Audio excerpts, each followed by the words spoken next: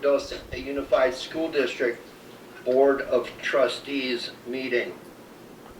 I'm going to ask Coach Gary Rowe to lead us in the flag salute, please.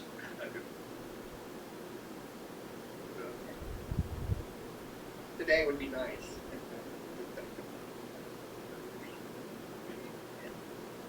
Pledge allegiance to the flag of the United States of America and to the republic for which it stands, one nation, under God, indivisible, with justice for all. Thank you, veterans who have served this country. Thank you, Mr. Rowe. I will read the civility statement. This is mainly for my behavior. When conducting the district's business, we will strive to concisely with respect for the time of others. We will listen objectively, carefully considering the opinions of others. We will understand the counterproductive effects of disruptive and demeaning and intimidating behaviors, and we will understand and respect district policies and procedures. And the theme for tonight for me is this: respect for the rich history of the district and the efforts of others who have served in the past.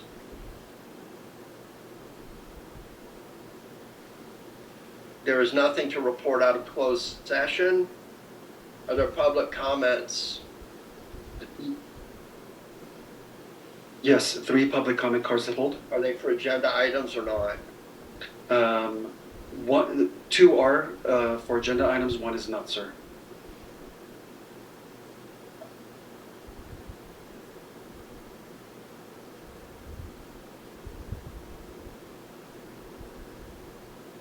Not speaking about an agenda item, just something that's not our agenda tonight, please raise your hand.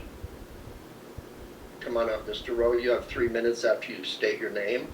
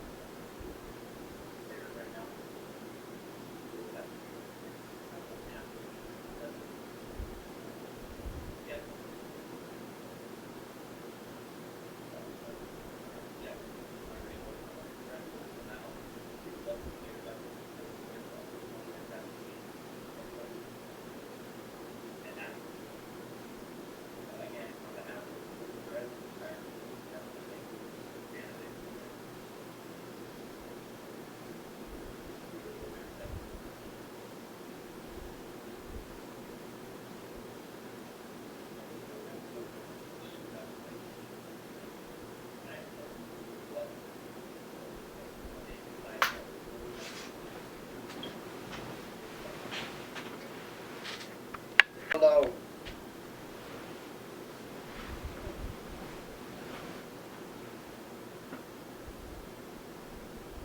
All right, there are speaker cards here. Agenda item 11 on hold, so remind me when 11 comes forward, please.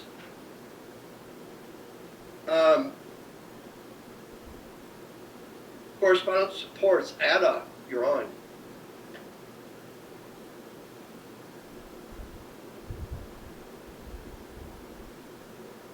Testing. Oh, that's better, huh? I was like, oh, but he was halfway through, and I didn't want to like stand in front of him. So, thank you for letting me speak, and I just wanted to thank our administrators tonight for listening to Aadusd concerns, and I look forward to more collaboration and finding more solutions to those concerns. Thank you. Can you go coach Mr. Rowe now? Thank you. Hey, nothing. Thank you, sir. Student representative of the board appears to be absent. No. I know. All right. Board President. Then, okay. This was part of the superintendent's report, but we're going to switch things up a little bit, and Dr. Smith is going to help me. So I'm going to ask Dr. Hey, Smith. student, go over there. You go over there. Go over there now. I'm the board president. Do what I say. You go stand by your picture. Go stand by your picture on the screen. Okay, Mom, you go take pictures of her. Send it to the whole family. This is a big deal. Go stand over there. Everybody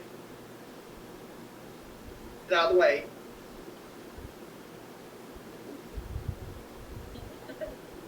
It's gonna get worse, Natalie. There we go. 6'7" man moved out of your way. That's good. You good? You good? We're good. Before I turn it over to Dr. Smith, thank you so much for working with us to go through the process and selecting our new student board representative, Natalie Dagjulian. So with that, I'm going to turn it over for Dr. Smith to kick it off with her background information and why. All right, good evening. So let me share a little bit about Natalie. So Natalie is a senior currently. She has lived in Acton for 4 years this summer. She started in Acton, I would say, in the 9th grade. She was brand new and didn't know anyone. And so there's one is at Meadowlark in 3rd grade, and another one is in 9th grade also at Vasquez. She shared that her ethnic background is Armenian, 100%, because her parents moved to the U.S. when they were little. I think her mom was a baby. So her extended family visits often. She shared that this is one of her favorite places to visit. Natalie explained that she feels like a parent to her 2 younger brothers. Her dad, they're going to love hearing that, right? And her dad works very hard. He's a chauffeur. He has his own business. Natalie's favorite thing. So why become a board member? Natalie said she wasn't originally going to do that because she did have a lot on her plate. Many students do. But she currently is ASB president. Vice president, but secretary for yearbook. She shared she loves being a voice for those who don't speak up, either because maybe they're too shy or they don't know how to approach things. She says, my peers have great ideas and I want to help them verbalize those ideas. I want to be that outlet for all students. Thank you, Dr. Smith. So just like many of our students, their plates are full.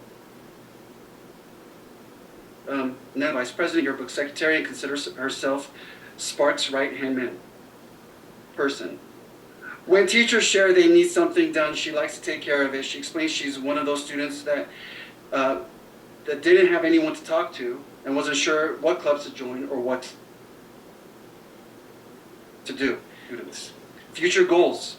Outside of high school, Natalie wants to be a lawyer because her mom says she acts like a professional lawyer when she argues. Sounds like my 6-year-olds.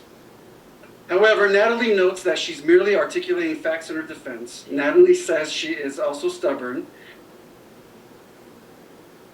which means she's required to achieve her goals.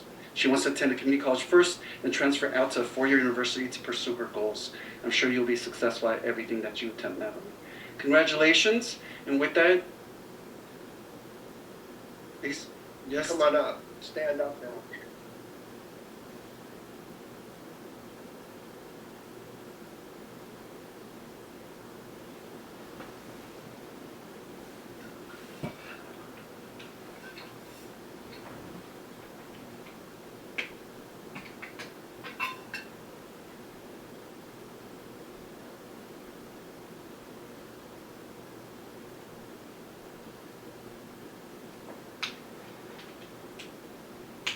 Any niceties from the board members?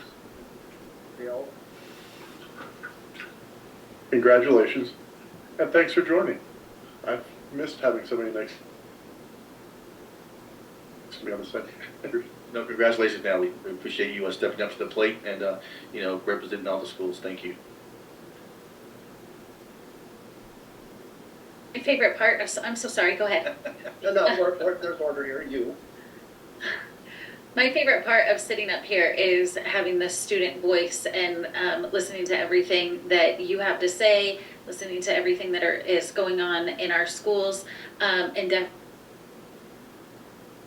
definitely hearing you're stubborn or opinionated, share it. We want to hear it. If you think that we won't like it, share it anyway. You are the voice of 1,061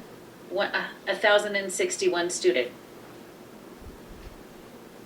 So I'm so excited to see how you fill that role through this whole year. So thank you for giving your time.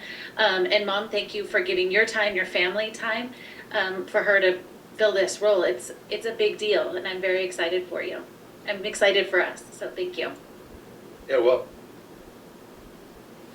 welcome to the team. Good to have you on board, and it's a big commitment, and sounds like you'll do well.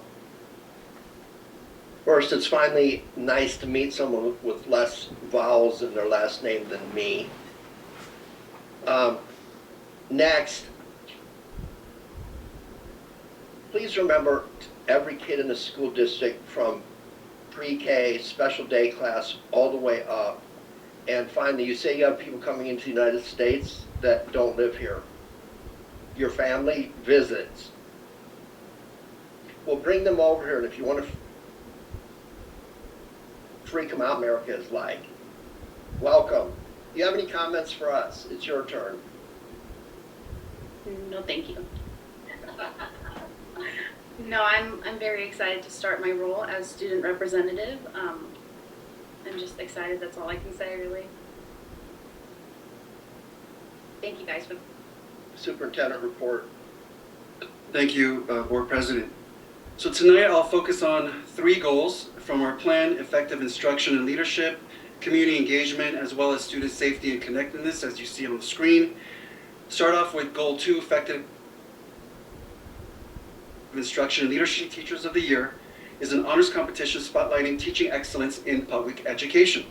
The competition is the largest of its kind in the state and is part of the oldest and most prestigious honors contest in the U.S. for public school teachers. Nominated and recognized by her peers,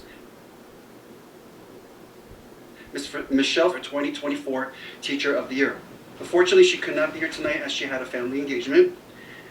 Nonetheless, I'd like to take this time to read a few quotes submitted to us by her peers. I have worked with Ms. Michelle Fernandez for almost a decade. She has always been a strong teacher with passion for her craft and her students. Also, Mrs. Fernandez is a skilled teacher with vision. She has excellent classroom management, which she uses to create a good learning environment for all her students. Her students learn to prepare for the future. Congratulations, Michelle. Thank you. Moving forward, goal 3, parent ambassadors. We were thrilled to kick off our district's parent ambassadors program this evening. The purpose of these workshops is to promote parental participation to further strengthen their child's school experience in our 3 schools. We will have a series of parenting classes designed to train and empower parents of school-aged children. What you see on the screen was the flyer for this evening. Please expect those to go out on our social media pages as well as our schools, for each of our schools' weekly parent community. We'll have hybrid workshops just as the one we had this evening at 7 p.m. in our boardroom. Our district staff will present on a myriad of subjects related to school district functions, from ed services that we heard from tonight. Thank you, Dr. Chamberlain. District budget, what does that look like? What are the social emotional supports that we provide our students, as well as what can our parents capitalize on in terms of that continuum at home when it comes to those types of supports. In addition, we'll enhance this experience by scheduling virtual workshops. These virtual models will include topics such as family engagement in schools, setting academic goals for your student, navigating the digital era, as well as other topics, and that will be held once a month. So we're excited to kick off a formal parent education workshop. So thank you for that. And thank you, staff. Last but not least, goal number 4 is student safety and connectedness. As many of us know, we have a Department of Justice grant to enhance safety measures on all 3 campuses. I see to goal number 4 of student safety. Tomorrow we have an active shooter tabletop exercise scheduled here at the district office for district office personnel. Superintendent, principals will be participating, as well as management staff. As the incident. Yeah, as Lester said, we meet once a month, so that's what we're meeting on. And I think our biggest thing right now is the need for transportation. So that's going to be our hot topic. So the model is, can we go back to that flyer that was for the parent? Yeah, there was a program at one point being run through the parent groups called Know Your District. And, you know, you hear things in the parking lot and on social media and things like that. And sometimes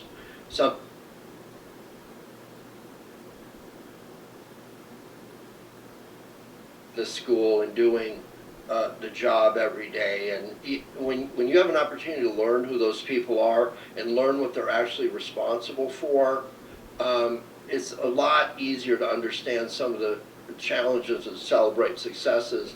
Unmeasured success, there's no celebration in that. But if you have a challenge, you can discuss these things, and then if you're going to come and sit up here on a subcommittee or something, or even your site council, your safety committee, you kind of know what the deal is. You're not being fed by stuff. So the grand scheme of things, I fought for a long time to get this program up and running, the subcommittee program. And if you have an interest in something like finance or facilities, or you're somebody that is out in the public that has a specialty, we all have, you know, some type of specialty, you come to this, you participate in this, and then that makes you jump forward and be able, when there's some contention going on or you're hearing gossip or something like that, you're actually able to be an ambassador for the district. Because when this community comes together, we are very powerful.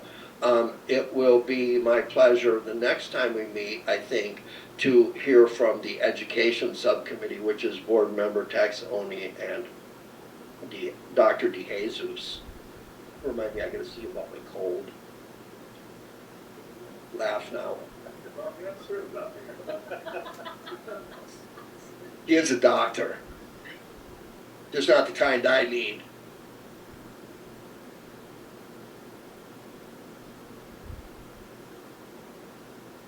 Okay, chatter done. Perfect. Moving on, submissions. No new charter school submissions this evening. Do you have a renewal submission though? For Oh, we do have a renewal submission. yes, for iLead Online, we have Kate Wolf, who is the director of iLead. I apologize. Good evening, governing board. We're privileged to be here. I'm Kate Wolf, director at iLead Online, and we're grateful for the partnership. I'm here to submit our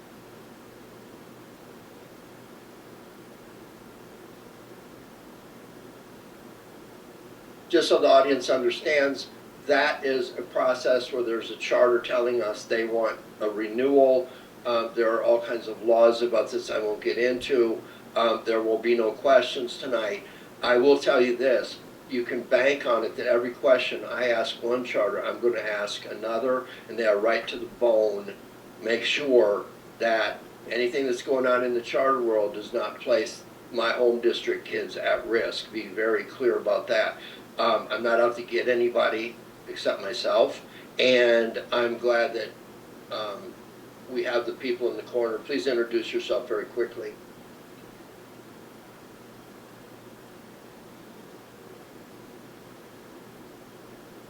Be clear, Sherry Shannon works for this district. She does not work for the charters. Okay? Everybody clear on that? Good. Moving along, I will move in the consent agenda items 8B through 8D for discussion. Second. Let's read off what those are. They are the warrant registers, the purchase orders, and the minutes of the last meeting. Does anybody want to pull anything off the consent agenda? Hearing nothing, call to question. Mays, aye. DeSouza, aye. Brianna Texoni, aye. Mascot. Ballsgraf, aye. You have your consent agenda. Item 9, I will move in the personnel action report. Second. Is there discussion? Hearing none, call to question. Mays, aye. DeSouza, I will happily abstain. Mascot. Ballsgraf, aye. 4-0, 1 abstention. B, I will move in master services agreement with Ed Theory LLC. I'll second. Any discussion? We all get the agenda, so we're not rubber stamping anything. We read through this and blah, blah, blah. Any discussion about Ed? I'm sure to remember, he's going on fast. Ed Theory LLC board. Call to question. Mays, aye. DeSouza, aye. Brianna Texoni, aye. Mascot. I believe that brings us to item 10. Is that correct?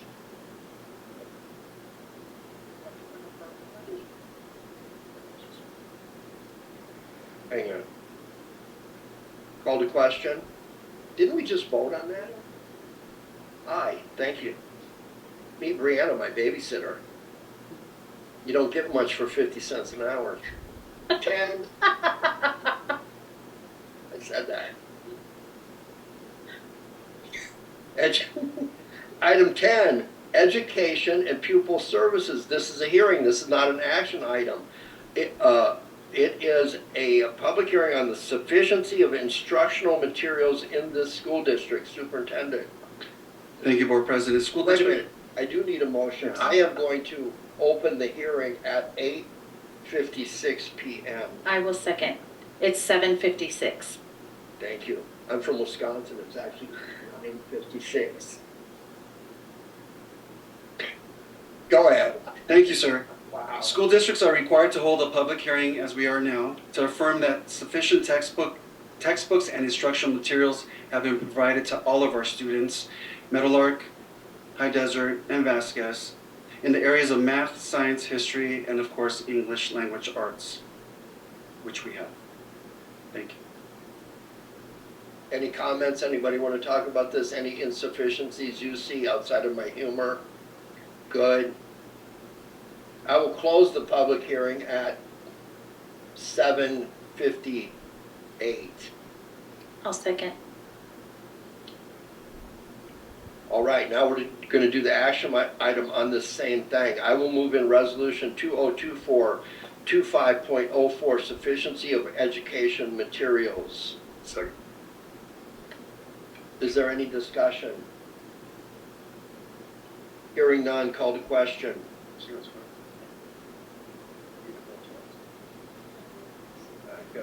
One more time. The sufficiency of the textbooks in your school. If I were you, I wouldn't vote on this, but go ahead. Listen.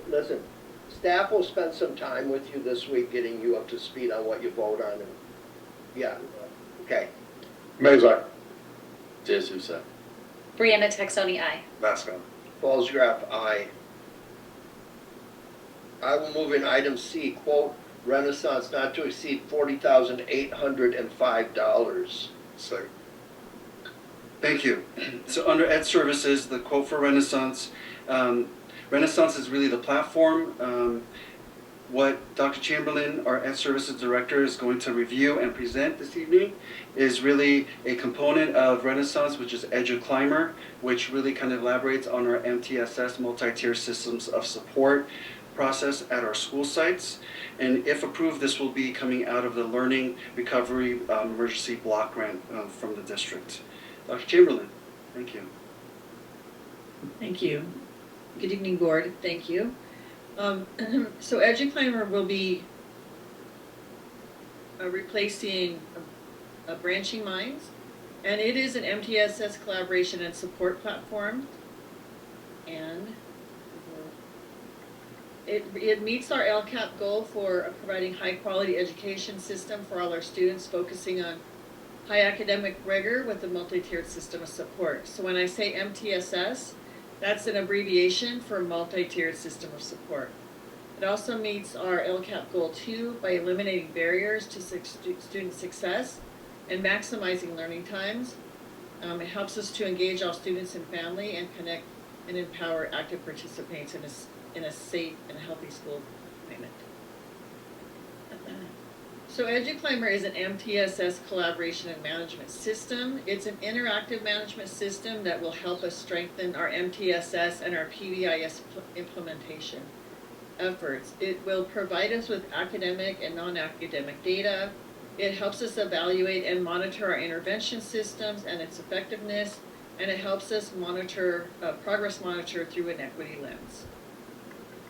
Some of the challenges that we sometimes face with MTSS is that we are entering the data manually. We do it in silos where often a school principal or administrator may be putting things into Aries.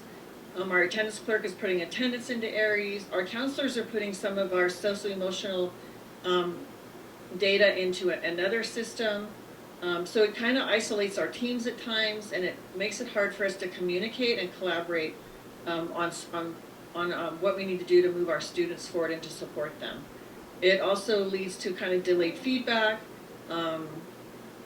The program that we're supporting will help us provide evidence-based decision making, and due to like kind of the silos and kind of working in separate areas, it doesn't help us really engage our teams to move forward for our students. So this is just a little overview of EduClimber. It's about 2 minutes, and they are going to say it much better than I can. It's a really fantastic program. EduClimber is Renaissance MTSS collaboration and management tool. It helps us work toward our mission of accelerating learning for all children and adults of all ability levels and ethnic and social backgrounds. Renaissance provides accurate assessment, engaging practice and instruction, and actionable insights. EduClimber is one of our tools to provide those actionable insights to school districts.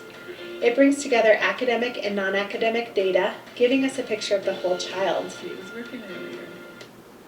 Also able to do systems level analysis, monitoring intervention effectiveness, and viewing their key performance indicators through an equity lens. EduClimber integrates all student data as well as summary level data. It allows us to understand what's going on with students via giving us a picture of the whole child. So educators are also able to do systems level analysis, monitoring intervention effectiveness, and viewing their key performance indicators through an equity lens. So what it's doing is EduClimber integrates all student data as well as summary level data. It allows us to understand what's going on with students via multiple measures and then aggregate and disaggregate the data as needed. Each stakeholder within a district has the visibility into the system that they need to answer the questions for their role. For example, administrators can understand where they can make high-impact system changes and view their data through an equity lens. School psychologists can manage the MTSS process and better understand which decisions they should be making for students in intervention. Teachers can view the whole child and understand, are their efforts at accelerating learning effective? The information in EduClimber is granular enough to help us pinpoint academic and social-emotional behavior needs and allow for root cause analysis to better understand what's causing the issues that we're seeing. It's holistic enough that we can get a picture of the system and understand if the little things that we're doing each day at a school or district are taking us in the right direction. There's smart workflow tools within the system that allow educators to collaborate. Tools like a meeting module, where we can view all the data in one place and then take action on it and document the decisions we're making for students. Early warning systems help automate the identification of risk and drive improvements in support for students. If you're interested in learning more, please visit renaissance.com to continue the conversation. So that's me ad-libbing that. Thank you, Alex, for that.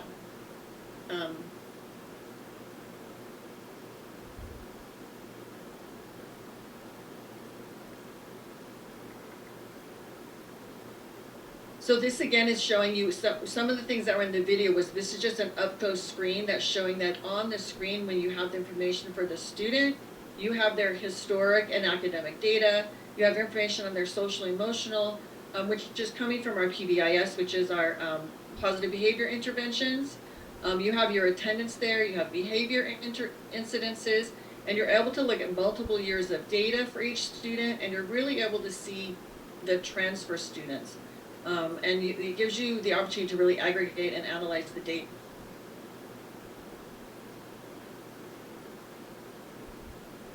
Like, are we having a lot of, one of the things I used to track is when we were getting suspensions. And when I was a principal, there a lot of times were at the end of the school, at the end of the month, and so it made me ask the question: what's going on with families at the end of the month that we're seeing an increase in suspension rates?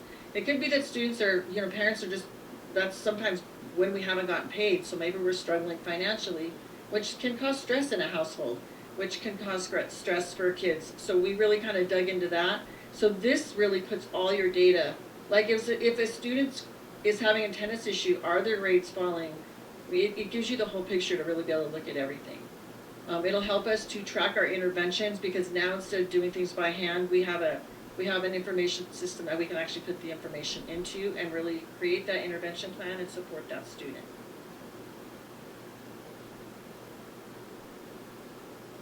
And so this is just another, I probably pretty much said everything. This is another screen, and it's going to help us track the implementation fidelity. And it'll also show us the improvement rates for interventions, so we have the data all on one screen. And this is another screen that shows progress monitoring.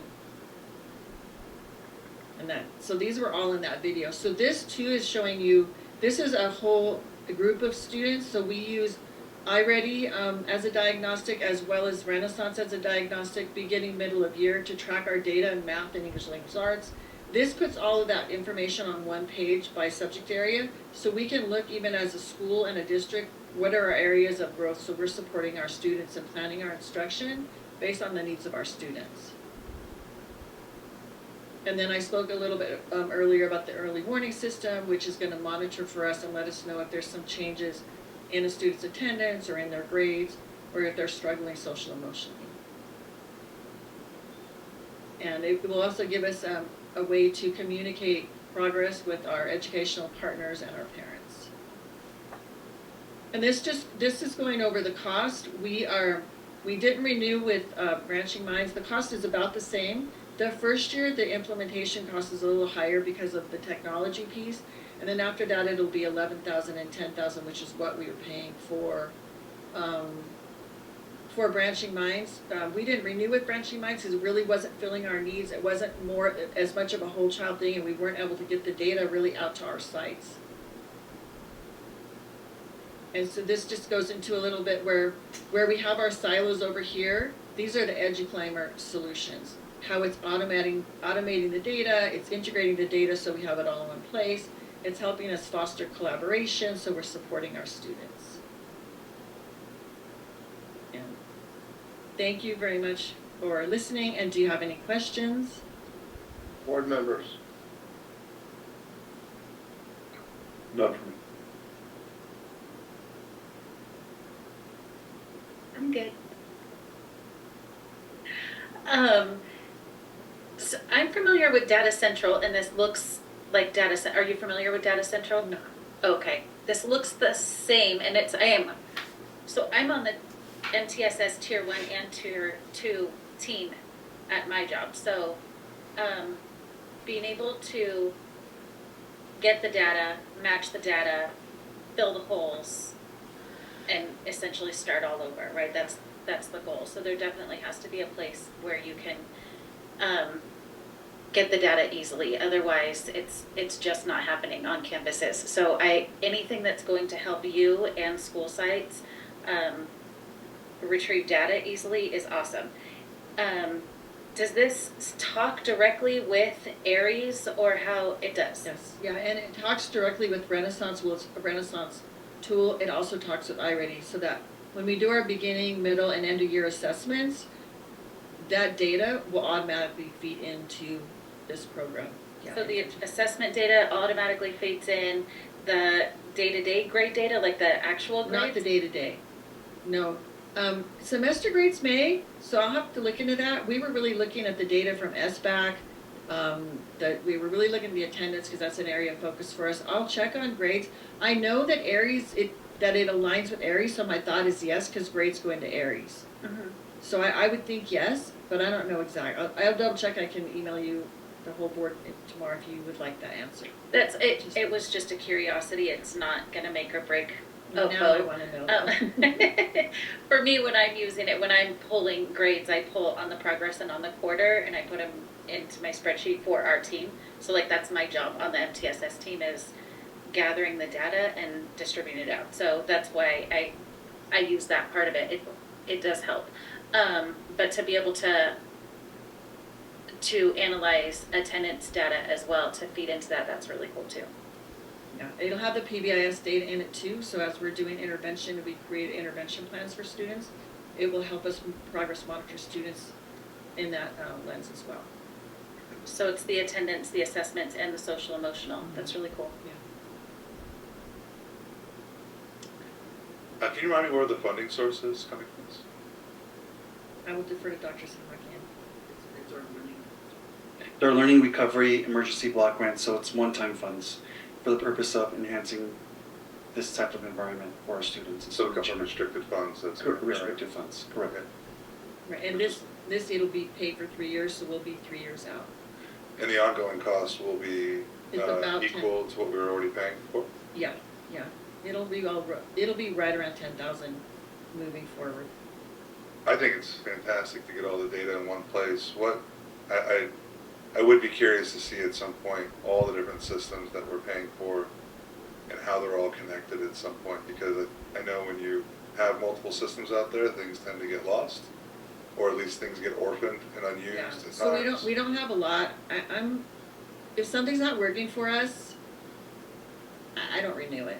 Okay. It's kind of just the way I am.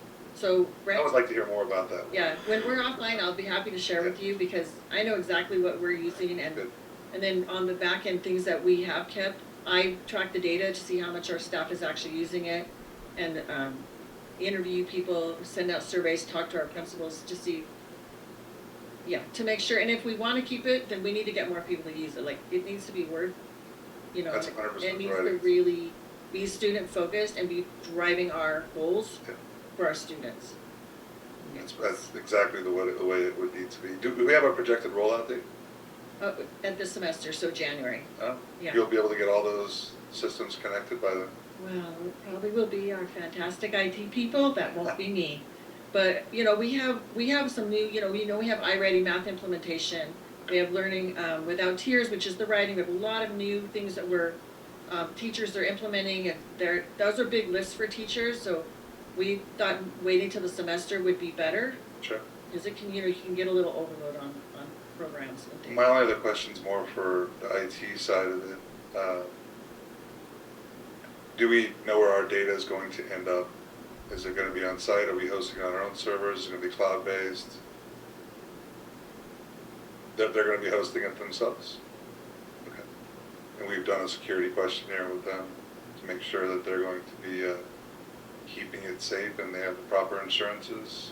Yeah, and there's some slides from them specifically on that, but Renaissance we've been using now, so we're already using them. We've been using them for as long as I've been here, probably longer, as far as the STAR data, so they have all our student information. We haven't had issues, but there is some information I could find. I did see those slides, I didn't include them, but yeah, it was interesting. Thank you. So to summarize, what I'm hearing from the board is that, first off, we want to make sure that all the stuff that I did when I was a kid that I don't want nobody to know isn't out there floating around on some cloud somewhere. That the out-year funding source, everyone understands that this is one-time funding, and that in the future when this runs out, we're going to be looking to have to pay for it out of the general fund, and that is not being paid for out of the general fund now. So sink that one away. $10,000 may become very important at some point. And I think it's appropriate for both the education subcommittee and the finance subcommittees. For the emotional and mental wellness of the students, would you base that on just if their grades are dropping, or is there a survey that the students would take every single day in their advisory? So if we got like a warning, to us that, hey, this student's grades have dropped or this student's attendance, we would reach out directly to you. So we, hey Natalie, I've seen you've been missing school, what's going on? Or hey, your grades have been really good, but and usually, sometimes there's things going on at home, somebody may be ill, you may be having sometimes kids come and they're just kind of struggling, maybe they're really overwhelmed right now with homework, so and then that way the counselors find out kind of how to provide that support. So that way you don't go unnoticed, right? Because sometimes we wouldn't know and you don't always come to us. Right. But if we get a little oh, something's going on here, let's see, and it may be nothing, right? But it does give us a kind of an extra layer of support that we can make sure that we have our eyes on our students and are able to reach out and provide support if they need it. Okay. And so just to be clear, this wouldn't be something that a student would log on to, for example, PBIS to do the daily, how are you feeling? Okay, so this is just for staff. Yeah. Okay. Yeah, it's 100% for staff. Okay. It's going to take some of the data you guys are providing us, though, when you do those surveys.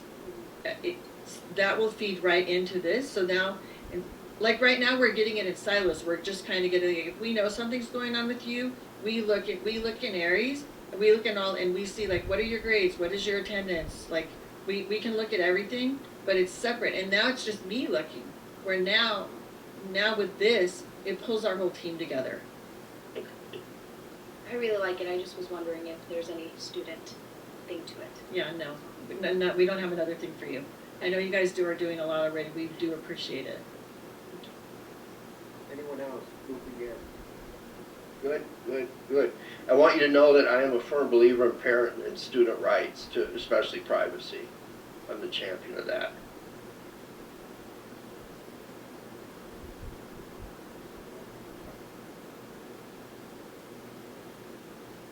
Jillian, aye. Mays, aye. D'Souza. Brianna Texoni, aye. Mascot. Baldcraft, aye. Item B, I will move in a full curriculum associate and iReady partner services not to exceed $24,798.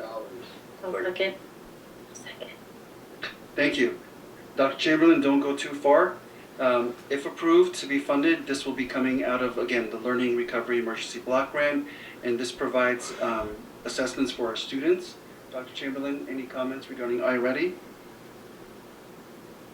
Oh, this was actually part of the presentation that I did last time when we were sharing the implementation for iReady with the math and the reading diagnostic. We just didn't have this invoice at that time.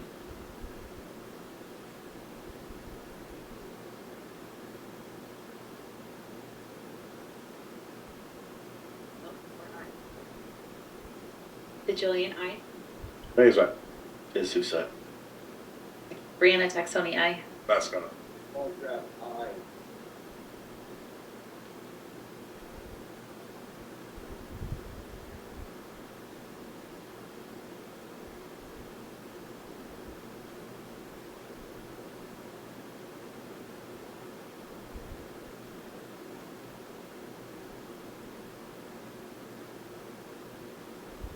I'll motion to open the hearing. I'll second.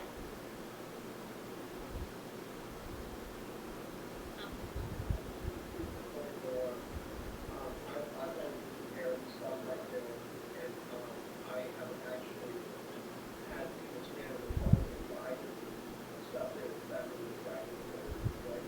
So, I've been by the superintendent, give us kind of an overview as to what we can expect of this class on tonight.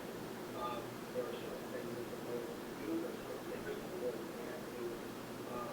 This is just for us to objectively look at the performance of the recommendation of staff and in turn time to training. And so we hope that we'll be kind of an overview of what audience would expect. Sure. Board President Felsgraf. All charter schools authorized by the LEA school districts should be given an opportunity for a public hearing prior to the authorizer, our district, decides to renew or not renew a charter renewal submission. And tonight, do remember, we do have Assurance Academy for renewal process. It's a lengthy process in terms of the submission as far as the fiscal component of the charter as well as the instructional piece. It is vetted through our internal staff led by Ms. Patterson, Director of Charter Services, as well as vetted through legal, as well as a consultant that is hired through the district and not by the charter. And our school board members received about a month ago, at least 30 days prior, a packet of the submission itself, of the fiscal as well as the instructional piece of the submission for review and for any questions for this evening. And we're here tonight for the public hearing, all the stakeholders in tow. So, Ms. Patterson. So what we will have right now is representatives from Assurance Learning Academy. Victor Nardiello and his team will be up to present information for you regarding Assurance.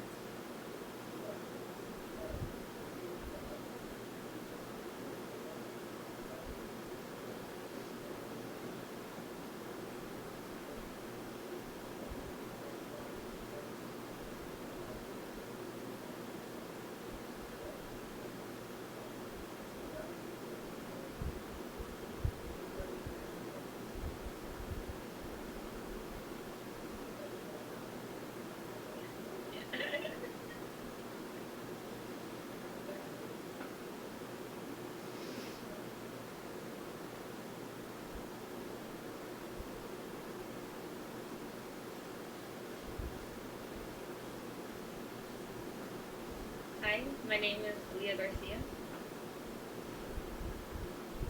I've been enrolled in Assurance, the Plymouth site, about 2 years now. I transferred from another charter school in San Fernando Valley. I decided to leave my previous school because I felt like I needed more support that they couldn't really support me with. Right away, I liked Assurance a lot better. I liked that I could have my own schedule. The teachers were a lot easier to communicate with, either like phone call, email, text messages. My first teacher was Mr. Lombardi. He was kind of strict at first. He was a little bit scary, but like as I got to know him and he got to know me, he was providing me with a bunch of services like the CIS, which is like a gang intervention program, and they help students with their school needs, their personal needs. Like they can provide you with like if you need therapy and things like that, they'll like show you the programs to like that, and they'll provide you with rides home and back if you need to go to school. I had like a really rough patch in my high school experience, maybe like my junior year, where I felt like I didn't really have anybody to talk to. So I had my supervising teacher, Miss Patterson. She was there with me, motivating me to turn in my credits, to be on time and everything. Like she was just, it felt like she was more family than actual family, if that makes sense. All of these connections that I've made with my teachers are just a few reasons why I've made it this far and why I'm only a couple months away from graduating. So I should be done Christmas week. And I'm very grateful for everything that has came with this. Like literally everything that they've done for me is such a blessing.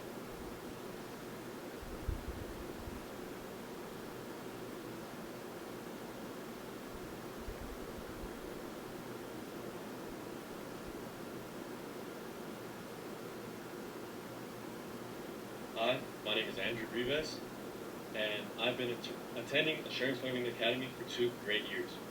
My experiences in this school have been extraordinary. I've participated in a plethora of school events, such as going to USC to tour the campus and learn about more opportunities, going to the beach to clean up and gain volunteer hours, and going to Sacramento to speak to lobbyists and politicians. And I've also been to St. Louis, Missouri to compete for a scholarship nationally. And many, many more.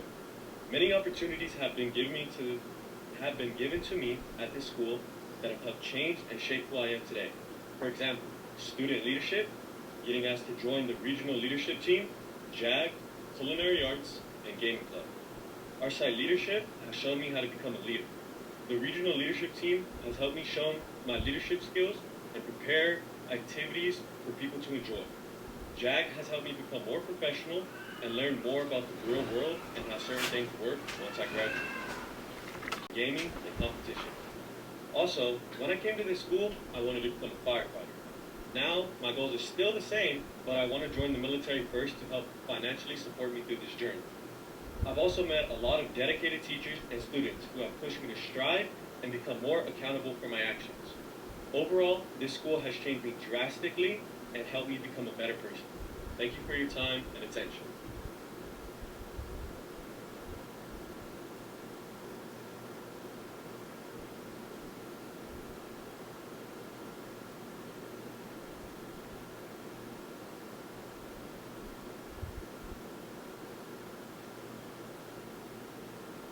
All 15 of these minutes, so we can start. Good evening, President Fallscript, board members, student representative, Superintendent Dr. Sahakian, and those in attendance. Thank you for allowing us the time to speak with you tonight regarding Assurance Learning Academy's charter renewal. My name is Victor Nardiello, and I am the Area Superintendent for Assurance. With me here tonight is Rachel Taggart, Regional Director of Ed Support Services, along with a few other valued support staff to answer any clarifying questions at the board's discretion. Before we begin, I want to thank the board and AAD-USD for the continued support of our students in partnership. Since 2012, your authorization has enabled us to provide educational opportunities for over 17,000 at-risk students and has given us a reason to celebrate our more than 3,600 high school graduates. Next slide. For this evening's public hearing, we will be covering the following topics: renewal process, WIOA, student demographics, DOS, alternative metrics, LCAP, and finally budget projections. Next slide, please. The renewal process for Assurance's charter petition has recently commenced after an 8-year hiatus extended by AB 130 and SB 114. During this time, Assurance has consistently received positive feedback through annual visits and reviews focused on academics, operations, and financials. This year-long renewal effort has included extensive educational partner engagement featuring board meetings, surveys, PAC-ELAC meetings, and community support, all supported with the guidance of AAD-USD. Next slide, please. We are a Workforce Innovation and Opportunity Act, or WIOA school. So what does that mean? This means we are committed to exclusive partnerships with several state and federally recognized WIOA service providers. Through these formal relationships, we aim to benefit both students and their communities by offering educational services, while our WIOA partners provide vocational training and support. Next slide, please. In partnership with our WIOA providers, Assurance serves 2,966 students across 13 learning centers in Los Angeles County. These centers range from the Antelope Valley to Long Beach, and due to our WIOA status, we are not restricted by the geographic limitations of other non-WIOA charter schools. Our WIOA status also allows us to further combat the high school dropout rate with the ability to enroll students up to the age of 24. Currently at our Acton site, we serve 12 students in collaboration with AAD-USD. Next slide, please. This slide highlights the WIOA partnerships at each of our Assurance 13 learning centers. These partnerships are crucial as they enable the school to operate across Los Angeles County and provide students with essential occupational skills for the job market. The 2 centers in blue italics, Sun Valley and Sylmar, were unexpectedly relocated to temporary spaces in July, but promising permanent locations have been identified. Next slide, please.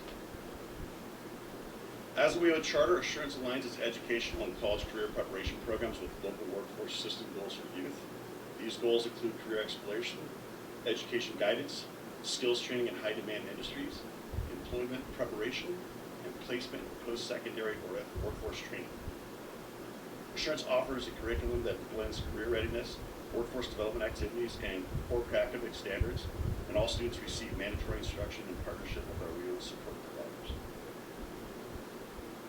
Many Assurance students, you're good on that next one, sorry. Many Assurance students are at risk of dropping out or have already dropped out due to significant academic and personal challenges. These students often face instability in their homes and communities caused by factors like poverty, mental illness, substance abuse, crime, and violence. Many must work to support their families, not just for personal needs. And there's a high number of pregnant or parenting students, some with multiple children, requiring flexibility in their education. Additionally, the school serves gang-affiliated and justice-involved youth, working with community partners to provide a safe and supportive educational environment. Our students face many academic challenges and other difficulties in their lives that keep them from engaging or remaining engaged with school. Next slide, please. The average age of our students is almost 17 and a half years, so almost half our enrollment are adult students that are credit deficient, and according to our diagnostic assessment data that we collect at the time of enrollment, our average students come to us with 6th grade reading skills and 5th grade math skills.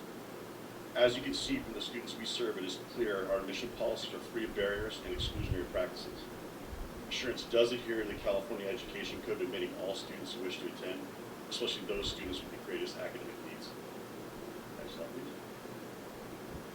As you can see on this slide, the data from DataQuest, Assurance subgroups lead the comparative list of socioeconomically disadvantaged students at 86.4% of our enrollment, EL RFEP students at 51.4%, SPED students at 22.7%, and we are on the higher end of proportion of foster and homeless students. Along with our general education program, we provide a full-service English language development program and a special education program following a personalized model. Quick note on our SPED programming. So for special education, we partner with the El Dorado Charter CELPA to ensure excellent educational opportunities for all students with IEPs. Our Learning Center classrooms offer a least restrictive environment, and students are supported in an inclusive model approach where their learning takes place alongside general education students. When prescribed by the IEP, we provide for any additional student needs such as adaptive PE, assistive technology, school nurse and school psychologist support, etc.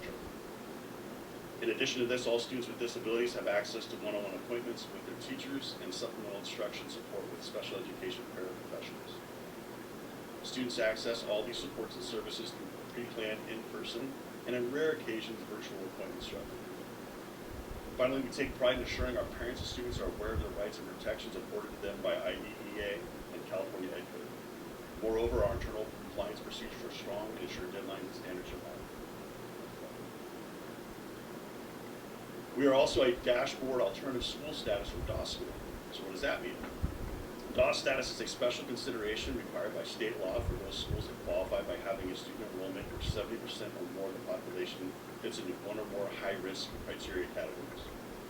The criteria includes, but is not limited to, suspended expelled, pregnant parenting youth, credit deficient, recovered dropout, homeless foster, and high-level transits.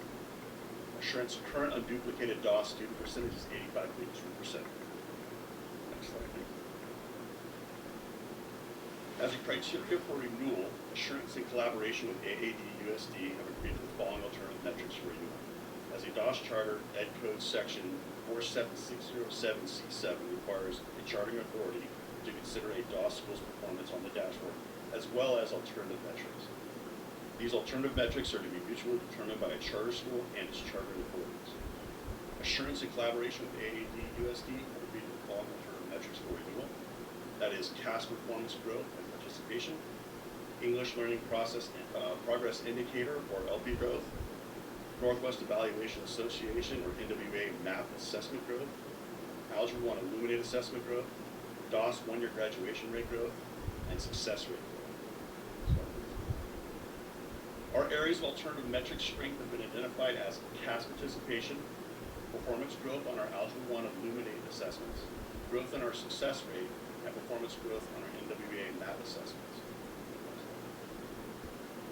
CAS testing participation can be tricky at Assurance with our year-round enrollment and transient student population, but we worked hard to get our students participating at the goal of 95% rate or higher. We were able to do so last year for the first time since we exited COVID restrictions.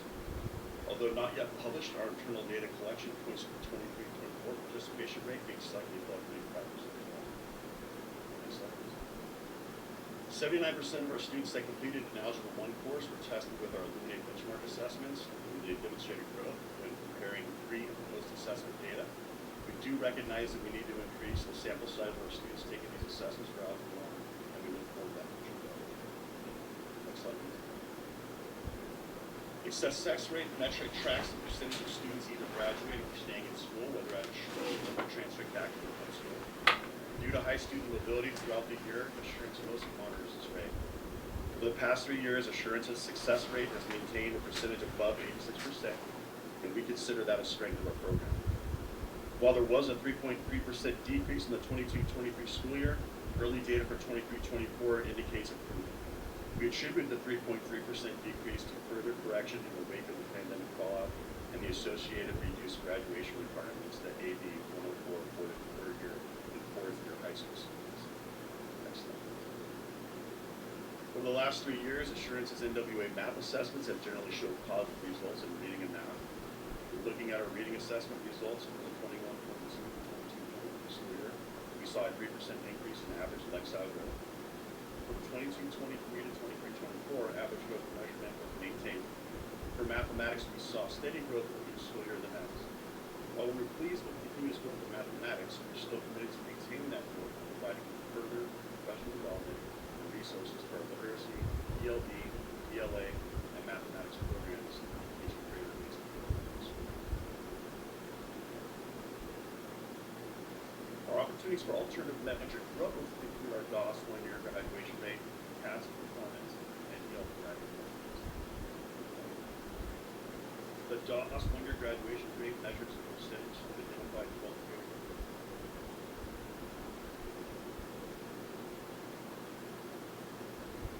Limited credits are classified as 90%. Our target graduation rate is 85%. But for the 2021 school year, the one-year rate went down to 58%. We believe this was the result of the pandemic's negative impact on student behavior. For the 21-22 school year, we saw a large increase to 87.1%. This large pendulum swing was also attributed to the math that one mentioned of AB 104. The AB 104 was the pandemic era of assembly required for the offer of state minimum graduation requirements. With these lower requirements, we saw an influx of graduates. Finally, for 22-23, we saw the rate drop to 85%. We believe this came to be done with full graduation requirements and also for the population such as the foster students. 23-24, we increased our support for tracking of the school program with added focus on our academic counseling. We decided that our data is pretty good enough. We need to see some regression in the student level scores from back-to-back years. Mathematics and science, the state classify us as maintaining less than 50% variance from year to year. However, there has been some slight decrease over the past 2 years in mathematics, with the lone bright spot being slight growth in versus science marginally dropped from 1.2 to 3. The continuous student turnover Assurance makes it difficult to measure program success in the campus or pass data. 46% of the students in test have been enrolled in ELA for less than 1 year. In addition, SBAC assessments in ELA and math are only given to 11 graders newly enrolled just before the assessment and often math completion of the 11th grade. Given these challenges, Assurance will look to adding pre-assessment and concept reviews prior to school testing window and our increased credit completion expectations for assessment. Our 3-year comparison for the English language proficiency indicator starts with no data to report for the 2021 school year independent of pause on reporting state indicators. Dashboard data for the 2022 school year showed 37.4% of the students meeting the progress for proficiency. For the 22-23 school year, we saw a slight dip to 34.6% for the field schools. For this metric, the CPE classified maintained doesn't change the percentage of less than 2 points. With this dip being just outside of that range, we believe the slight drop was also impacted by an increase in schools. We plan to work with our curriculum teams, ELD staff, and others to provide support for professional development, strong professional learning teams, leveraging new language support technology, innovative instructional practice implemented in learning programs. Our preliminary 23-24 internal data indicates improvement in the other classification rates and positive signs.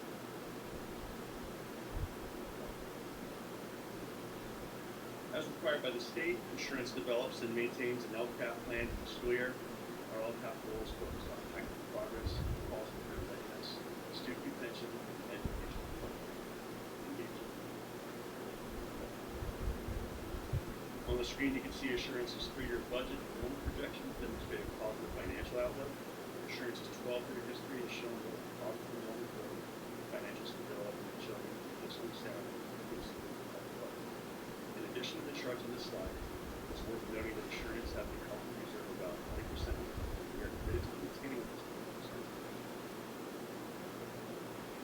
Finally, based on the charter renewal petition presented to you, on August 22nd, 2024, in addition to the information in this evening, we believe we met the criteria for renewal. We look forward to working with acting officers.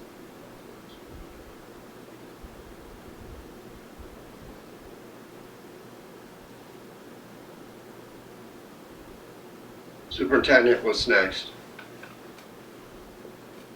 There will be questions for the board. Thank you, Mr. Patterson.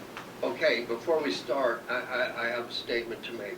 First off, I need to reveal I have a daughter who did some credit recovery. She come out of a charter that collapsed, and in order to graduate Vasquez High School, there was an athletic curriculum that she required. So I have experience with this charter personally that will not sway my opinion one way or another. I'm going to point this mainly to the board members and to the public. As we know, in charters, there are motivations that exist kind of under the water a little bit. Some people don't like charters because charters take enrollment away from regular public schools. Charters are public schools. There's this thought that charters cream off the best students because somebody's, what's the word, neurodivergent. I should know that because I am one. But, you know, all the bright kids, you know, they go to the charter and all that kind of stuff. I don't think anyone is holding anyone at gunpoint to go to any charter or public school. We live in a world of choice now. But there are motivations. And to think about that a little bit, at one point, this district, the motivation was to create a financial stream that I'll leave that alone. That doesn't exist anymore. And you will hear me ask our financial director how much money we make off of this charter tonight.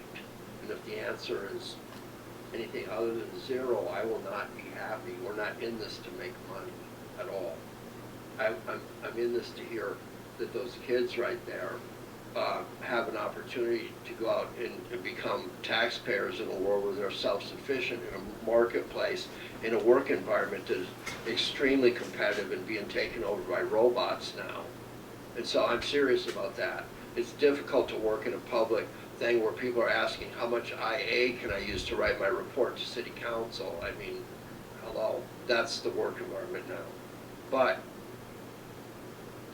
let's say I lack floor space, and let's say the charter has the floor space I need, and it's DSA approved. I'm saying a ton here if you read between the lines. And so it's just really easy for me not to renew your charter. Suddenly I have my floor space, and when your charter closes, I get the students back, and my ADA problem disappears. Watch for things like that. You know how you spot them? I'm going to tell you how to spot them. The findings that our consultant will talk about, I'm going to ask the consultant to come up here and talk about some things. This is probably not the way it's supposed to go, but you'll all be happy in the end, I think. But if I suddenly come up with my own theory of, I'm not an educator, you might have figured that out. I run people for a living, fast and hard. So at the end of the day, if I suddenly come up here and I'm an expert on education, and I'm starting to question his numbers, guess what? Through the past how many years? 8? 12? I've been up here that long almost, or out here. But if our oversight process has not raised those concerns that I'm suddenly bringing up out of nowhere, that is suspect. It's very suspect. I will tell you, I'm not here to guide you through, and they are not here to guide you through to make sure you get your renewal. You know that. Next thing is, this is not a charter petition. This is a renewal of someone who's been conducting business. And I'm going to ask some difficult questions in a few minutes of those people back there to try to find out how many times you've blown it along the way. But there are specific rules about what we can use to deny the renewal of a charter, and it's very tight. I know what they are. The lawyers know what they are. This board is going to ask you questions. Some of them are new.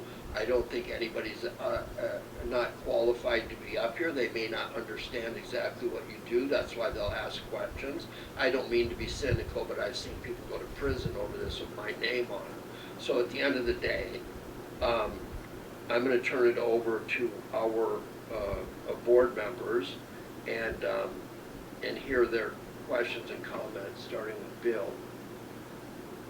Board member that you think is a question that could help them understand your specific organization, how it works, feel free to put the memo together and to make a submittal to the staff. Do not contact us directly, please, never do that. But make a submittal to the staff, make a reference to the point that were asked. I would do a summary of that if I were you, and then submit that and do what you can to answer the question as thoroughly as possible.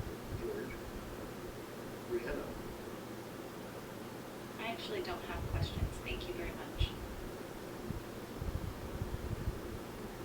How are you tonight? I've been in your shoes before, so I actually understand this process and how nerve-wracking it can be when you're, especially in today's climate. So I enjoyed your presentation, and based on the work you're doing and the opportunity you're affording some of the students, it sounds like noble work. So that said, tell me a little bit about your current facilities. So you had 2 that you lost recently. How many of your facilities have leases that are expiring? How many of them are you be looking for a new home for soon? And do you have intention to relocate any of them to significant relocations outside of the current zip code they're in?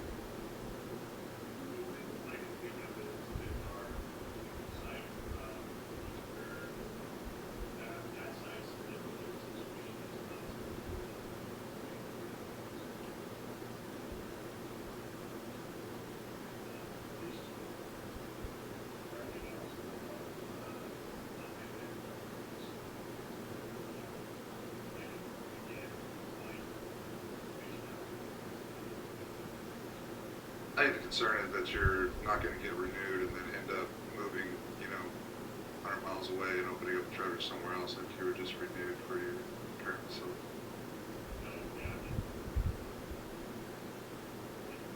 Yeah. How many facilities do you have in total? 13. And we're, all of them are through AAD-USD as the district. Yeah. How many students is that?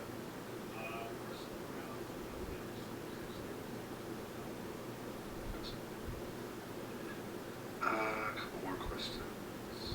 So, with that many students, only 200 assessments, less than 200 assessments that you were?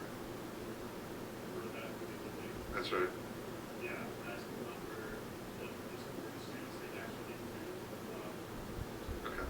And dedicated is something where at least with the law that you guys in the state.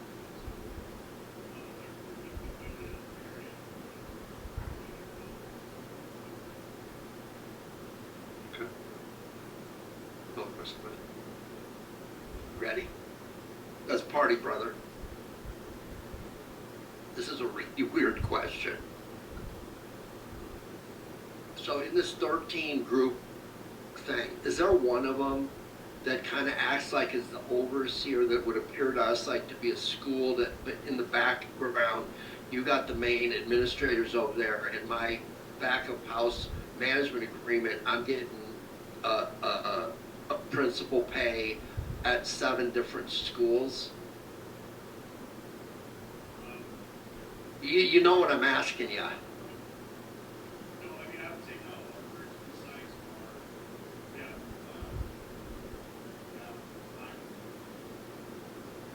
But they go and do principal jobs. Yes. So they're not up here. Let me ask you this, does each site and the leadership of each site have the ability to make decisions, or is there some big brother up here guiding everyone, telling them who to hire, what curriculum to buy, all that? Okay. So are any of your boards subservient to another? I want to be really clear about what I'm asking. The way your site structure is set up for the individual sites, do you have boards at your individual sites? Okay, so there is no this one over here and this one over here and this one over here, and then I've got this umbrella organization up here that serves, not as a superintendent, but usurps the authority of the board of any of your individual sites. Good, that's really good, I like that. So your WIOA, my understanding of a WIOA, you might have a big department store that's been vacated. You have all kinds of programs that run in there, and it's more like a resource center for kids that are looking for this or this or this or this, and you might fill a spot in that building.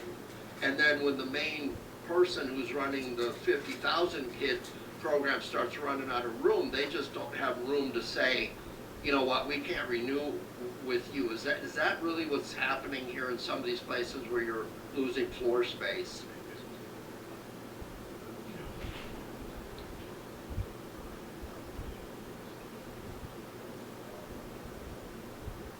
I've seen this happen where you'll have exponential growth and there's just not, I'm not putting words in your mouth, but have you lost WIOA partners and why?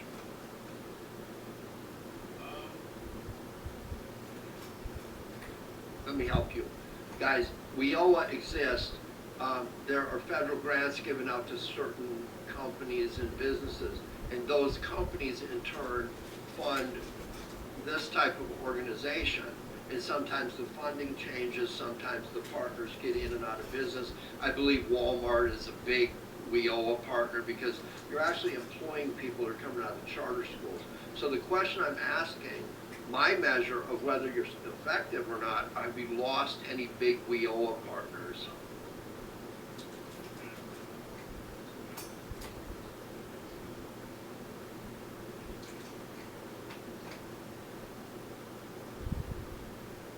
Okay, so now we're going to get deep into things that would affect this district, things that scare me. How many due process findings have you had?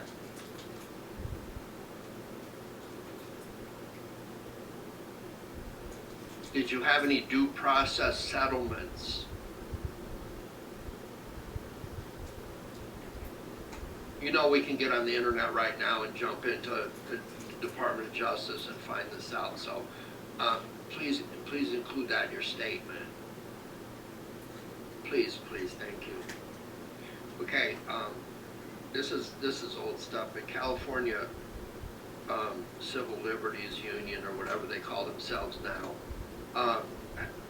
wrote a paper about people that use screening methodologies, like you fill out an application. Does anybody in your family not speak English? Tell me a story about where your grandfather grew up. Those are all predatory screening things. So when you're talking about some of the scores of the cohorts you have up here, it would be my conclusion that you don't have screening processes that help really low scores, or people with criminal backgrounds, or people with IEPs and severe learning disabilities. You don't have anything on your application. So you don't have a pre-placement application at any of your schools. Thank you. How many of your audit reports have been late in the last 5 years? I'd like to hear that.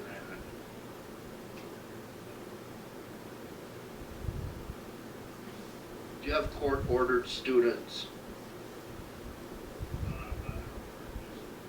Not to your school, but they're under court order to go to. So tell me what that looks like. When you get a kid like that that comes in and goes, listen, I'm forced here by a judge, what does that look like?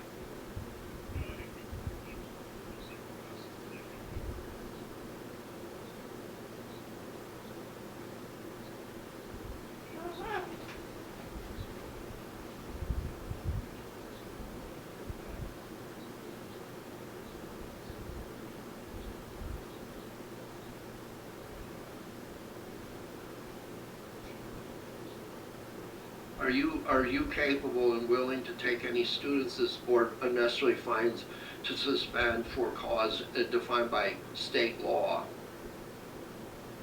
Would you take any student that this board has suspended from this school district or expelled for cause defined by state law? Are you capable of taking those children and students in and servicing them?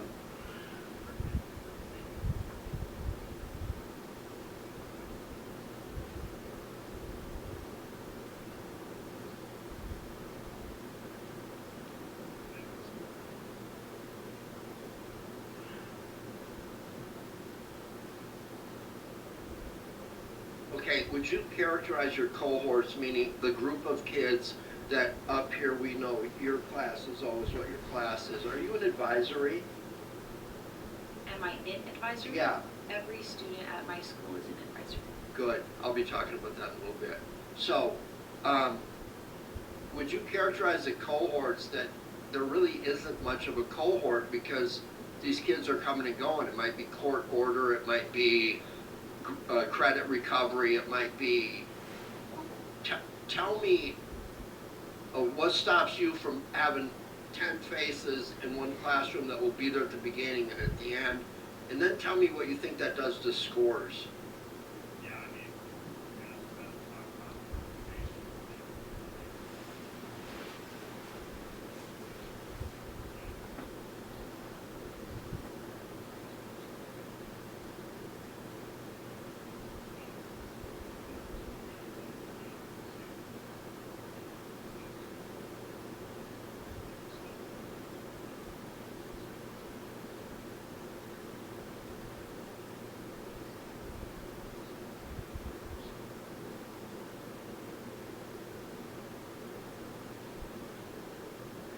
Tell me how your teachers avoid lacking empathy when you know this kid's just in there because they're ordered by the court, or they need to, you know, pretend to raise their grades so they can get back to the school to play football or whatever the deal is. How do you motivate your teachers to deal with this market?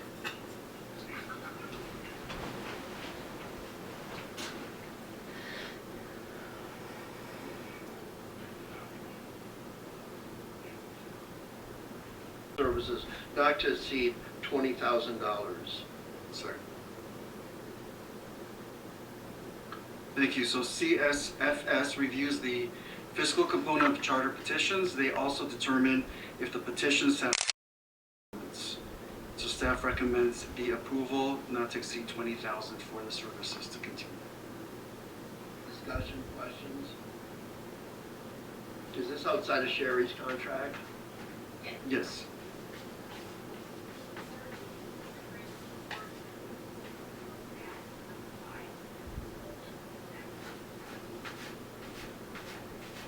So nothing about educational performance, none of that. It's just strictly the numbers. Thank you. Is Sherry informed of what these reports are?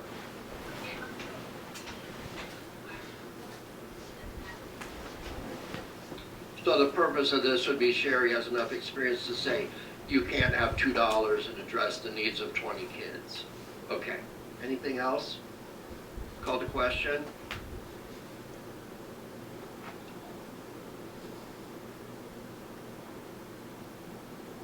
Jillian, aye. Mazak. Jesus, aye. Brianna Texoni, aye. Pascal. Walsgraf, aye. C, I will move in agreement for the provision of legal services by Edward Stevens Tucker, LLP. This is the charter attorney. A second. Thank you. For legal services pertaining to charters, as Board President Falsgraf mentioned, we recommend renewing the existing firm of Edward Stevens and Tucker. Ms. Patterson, anything that you'd like to add for the renewal for the law firm?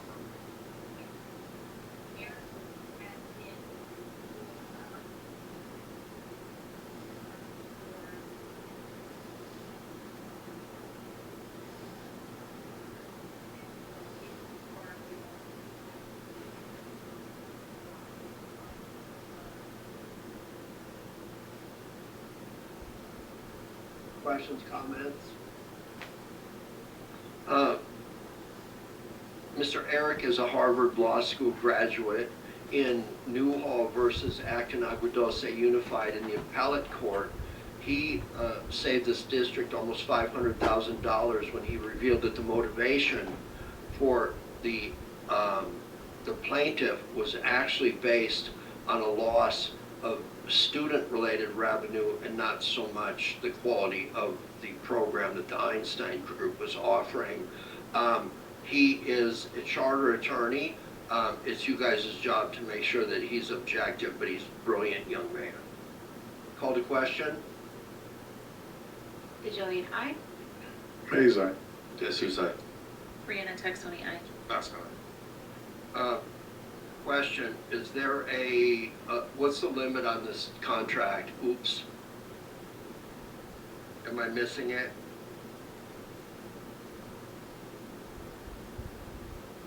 Is there a not to exceed on this contract? I like to know that kind of thing if the lawyer's saving us $500,000. In the agreement, there isn't not to exceed, but it does provide an hourly rate for partners, associate attorneys. Do you have access to the annual contract list and or purchase order? Yeah, do that, because we're going to take recess till you do.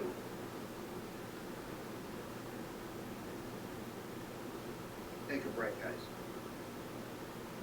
I called a recess at 9:13. The issue at hand is I've asked for a not to exceed amount on item C, an agreement for the provision of legal services by Edward Stevens and Tucker. Superintendent, can you give us a not to exceed amount? Yes, sir. Just taking a look at the annual contracts, this should indicate not to exceed $70,000. If we need to amend, we could always bring this contract back to another board meeting to agendize. Thank you. Do you anticipate that we're going to spend $70,000 on the review of this charter?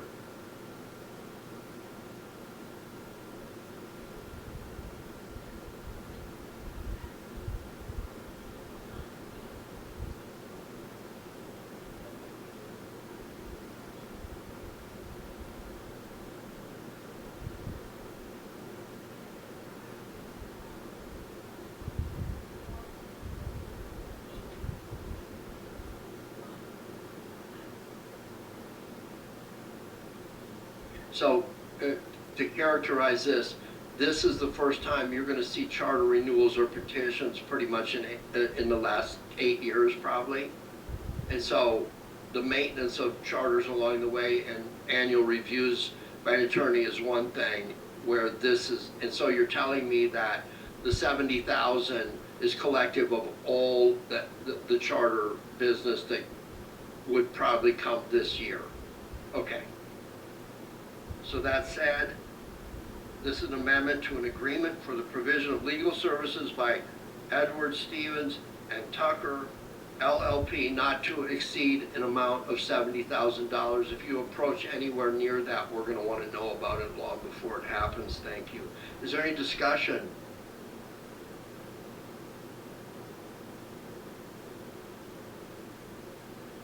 Respectfully abstain.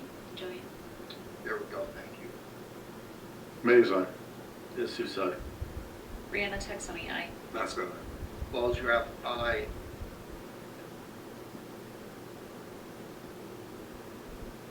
Item D, I will move in the approve the purchase of one diesel or propane bus. I'll second. Thank you. Thank you, board. So as we know, all of the district's 75 passenger buses, or large buses, are at least a minimum 20 years old. It requires ongoing maintenance, and there's plenty of maintenance that are happening on the older buses. So on multiple occasions, this year, previous year, it just seems to be heightened this year even more so while transporting students to field trips, to school-related activities, as well as athletic events. There's been a lot of issues with the buses breaking down, and so forth. So the district is proposing to purchase either a new bus, 75 passenger bus, at the amount of $220,000, or a used bus, again 75 passenger, I believe it's a 2015 bus, at the amount of $120,000. Okay, let's start the discussion. I'd like to hear from the Facilities and Finance Subcommittee, if you guys have any comments to start us off with.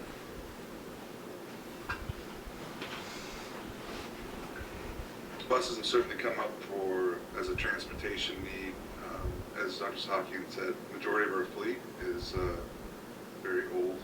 I think average was like 25 years, I thought, 25 or 30-year-old for most of our fleet. Last time we made a significant investment in buses. Purchasing a new one, based on what we've seen so far, would greatly reduce our operating costs related to the buses. Yes, I agree. We definitely need the new buses, and I'm not sure that we want to do a 2015 used one. I think that we want to do something that's going to stay around a lot longer. 2015, it's going to be done and done with before we know it, so I think we should look at a newer bus, in my opinion. Other board members?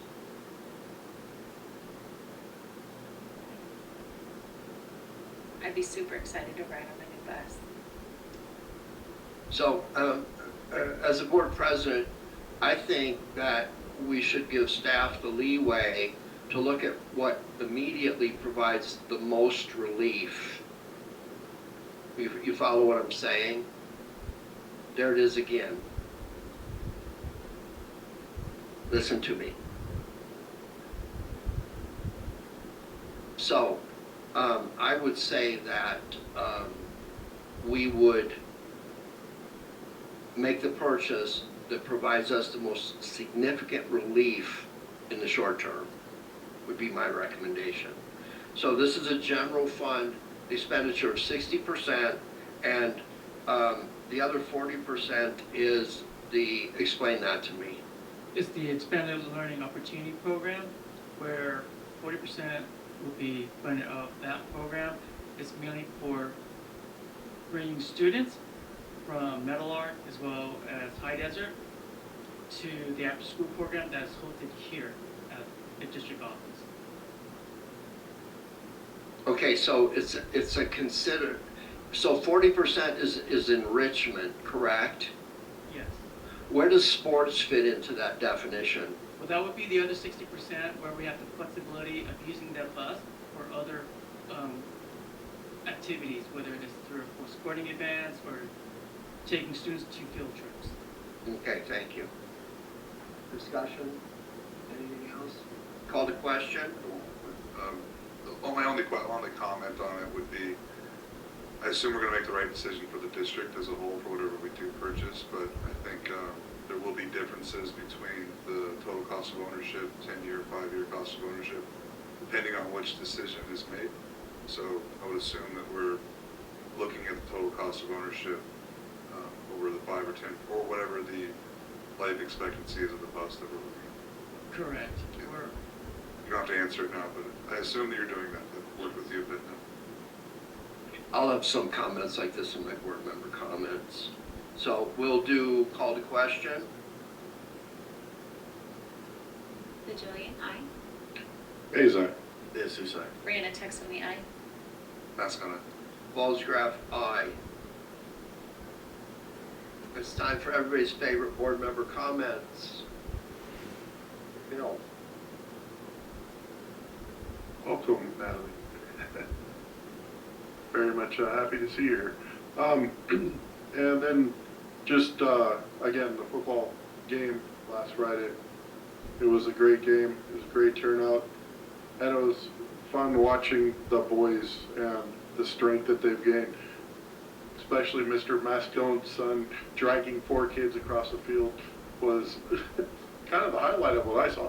But, no, the program is doing good, and thank you to the coaches and staff and the boys for being there. And the cheerleaders, got to give a shout out to them too. Thank you everybody for coming out. Keep my comments brief and everybody's tired, especially our hardworking principals back there, and everybody to get out of here and start your day early. Congratulations to our football team. They did an excellent job at the homecoming game. I wish we had a band there to rally people up. It's one thing that I think our town is missing is a good band. Congratulations to the Hawks volleyball team. They've been beating all these schools, California City, Mojave, so congratulations to them. We had a great day at the picnic earlier this morning, or this afternoon at Middle Art, so thank you for putting that on. I appreciate that. And just thank all the district staff for their hard work and dedication to our students. I mean, there's a lot goes into it. I tell you all the time that I can't do what you guys do. It's a lot of work to deal with the students and make sure they're on the right path to success. So I just appreciate everything you guys do, all the educators, and really your commitment and dedication does not go unnoticed. All right, I'm going to keep my comments brief, but I do want to send a huge congratulations to Michelle Fernandez. I hope she knows how much I adore and appreciate her for not only for her teaching ability, but for who she is as a person. She did have my kids in her class, and she is a phenomenal teacher. I was able to work with her when I worked at Meadowlark. She's a phenomenal colleague. And she's just an amazing person.